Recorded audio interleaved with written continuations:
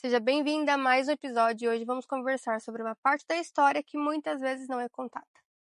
A forma como a igreja, durante a Idade Média, influenciou a maneira de compreender a gestação e o parto.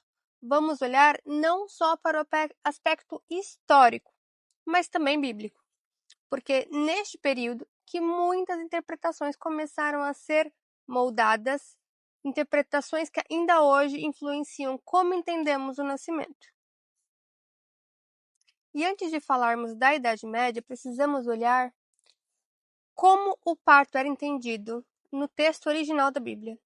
Em hebraico, quando Gênesis 3,16 fala em Eva, a palavra usada não é dor no sentido físico, mas itzavó, que significa intensidade, esforço, trabalho árduo, e não é um termo que descreve castigo, um termo que descreve profundidade de uma experiência que exige corpo, alma e espírito. Da mesma forma, a palavra tizrim, usada em outros textos, que falam das sensações do parto, significa movimento, espasmos, expansões uterinas.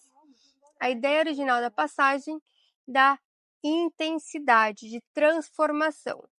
O ventre em hebraico se chama haramim, que é a mesma palavra que se usa, a mesma raiz da palavra misericórdia, compaixão. Ventre não era visto como maldição, mas como espaço de misericórdia de Deus. Mas a história muda quando entramos na Idade Média. A Igreja já havia estabelecido como autoridade central, especialmente na Europa, e ela passou a influenciar todos os aspectos da vida, inclusive o nascimento. Na Alta Idade Média, do século V ao século IX, parto era visto como algo perigoso porque havia alta mortalidade materna e infantil.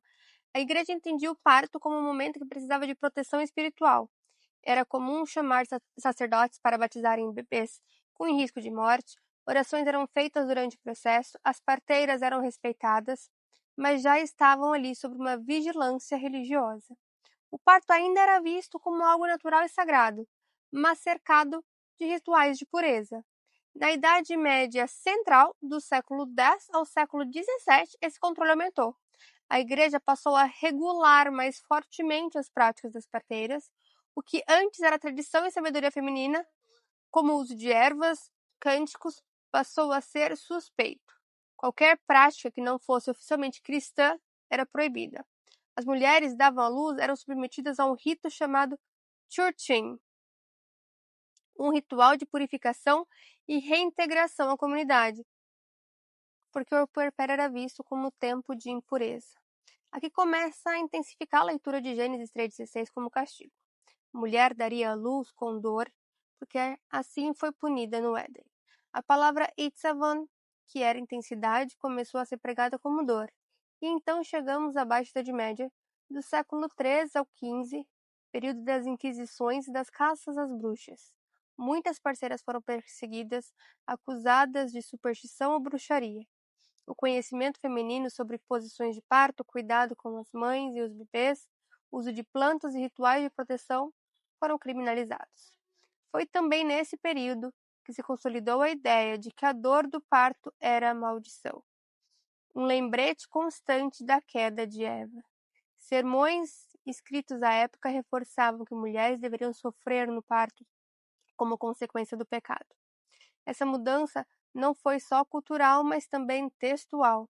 A Bíblia que circulava na Idade Média era a Vulgata Latina, traduzida por Jerônimo no século IV.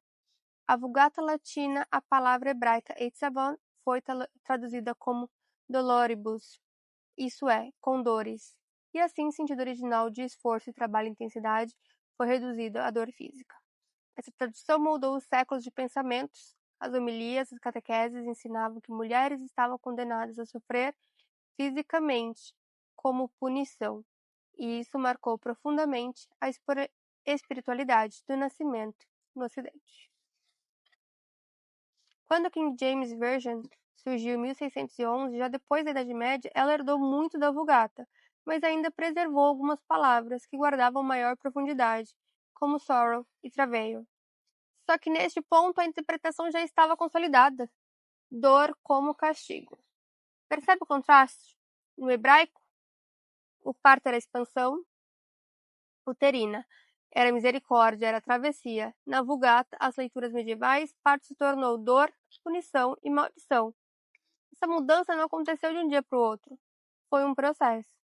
Primeiro, o parto como natural e sagrado. Depois, o parto como impureza que precisava de purificação.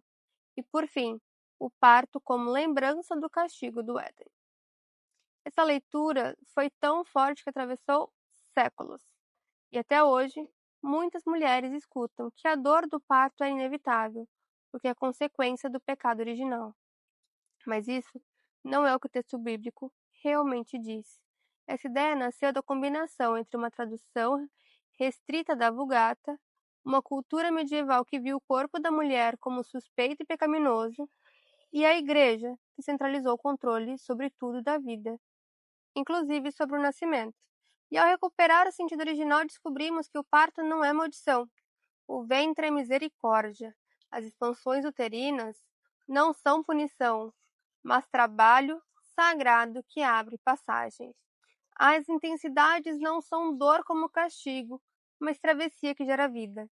A história da Idade Média nos ensina que as interpretações podem mudar com o tempo e com o poder. Mas a palavra de Deus, quando voltamos às raízes hebraicas e à fidelidade da tradução, nos lembra que o nascimento sempre foi promessa, nunca maldição. E talvez a grande lição que fica é essa: precisamos resgatar o sentido original para libertar mulheres de séculos de leitura distorcida. Porque Deus nunca disse que o parto seria condenação. Ele disse que seria intensidade.